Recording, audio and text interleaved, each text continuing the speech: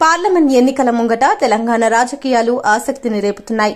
ఎన్నికలు సమీపిస్తుండటంతో కాంగ్రెస్ పార్టీలోకి ఊహించని విధంగా చేరికలు కొనసాగుతున్నాయి. ఇప్పటికే పలువురు కీలక నేతలు హస్తంగూటికి చేరగా తాజాగా చేవెళ్ల ఎంపీ రంజిత్ రెడ్డి, ఖైరతాబాద్ ఎమ్మెల్యే దానం నాగేందర్ కాంగ్రెస్ లో చేరారు. సీఎం రేవంత్ రెడ్డి, దీపాదాస్ మున్షి సమక్షంలో వీరిద్దరూ కాంగ్రెస్ పార్టీలో చేరారు.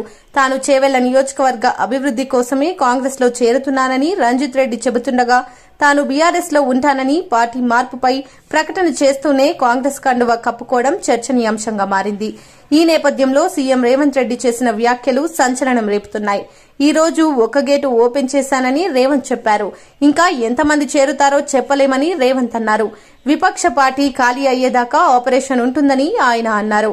ఇవాళ పొద్దున్నే గేట్లు ఓపెన్ చేశామని మీట్ ది మీడియాలో సీఎం రేవంత్ రెడ్డి వ్యాఖ్యలు చేయడం బీఆర్ఎస్ వర్గంలో కలకలం రేపింది.